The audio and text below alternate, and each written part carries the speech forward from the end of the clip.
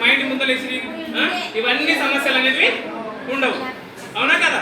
ఈ విధంగా మీకు అవసరం ఉన్నంత మేరకు మీరు వేస్ట్ చేయకుండా ఈ విధంగా తయారు చేసుకోవచ్చు. ఇది కూడా అట్టముక్కనమ్మా. నేనేం రాసిన చిన్నగా పెయింట్ వేసి పేరు రాసుకున్నా. వెల్కమ్ టు రాజాపూర్ అని రాసుకున్నా. మీరు కూడా వెల్కమ్ టు మై హోమ్ అని రాసుకోండి. వెల్కమ్ టు మా ఇంటికి అందరికీ సుస్వాగతం అని రాసుకోండి. వచ్చిన వాళ్ళందరూ చూస్తారు కదా, ఓకేనా?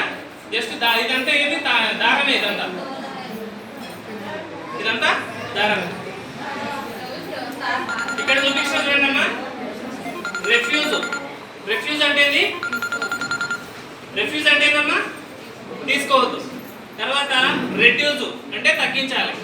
తర్వాత రీయూజ్, మళ్ళీ ఒకవేళ తప్పనిసరి పరిస్థితుల్లో తీసుకోవాల్సి వచ్చింది, ఇప్పుడు వాటర్ బాటిల్ మనం థమ్స్ అప్ బాటిల్ మనం తీసుకోవాల్సి వస్తుంది, లేదు వేరే ఆప్షన్ లేదు మనకు, కాబట్టి తీసుకున్న దాన్ని మళ్ళీ ఏ విధంగా మనము పడేయకుండా వాడుకోవాలి. ఓకేనా? అదే రీయూజ్. తర్వాత రీసైకిల్ అనేది అసలు ఇంపార్టెంట్ విషయం ఉంటుంది. ఓకేనా? ఇప్పుడు మీరు అంటారు, సార్ నేను నెలకు 2 థమ్స్ అప్లు తాగుతా, నెలలో ఒక 2 వస్తువులు తయారు చేసిన, 6 నెలల్లో 12 వస్తువులు తయారు చేసిన, ఇంకా మా ఇల్లు చిన్నగా ఉంది సార్, నేను ఏడని పెట్టుకుంటా ఇవన్నీ అన్నీ అంటాం. అవునా కదా? ఎన్ని అట్టలు వస్తే అన్నిటితో వస్తువులు తయారు చేయలేం కదా. మీ ఇంట్లో బట్ట వరకు తయారు చేస్తారు. తర్వాత ఏం చేయాలి మరి? ఎక్స్ట్రా అయిన వస్తువులన్నీ వేయాలి, మళ్ళీ రోడ్డు మీద వేయాలా?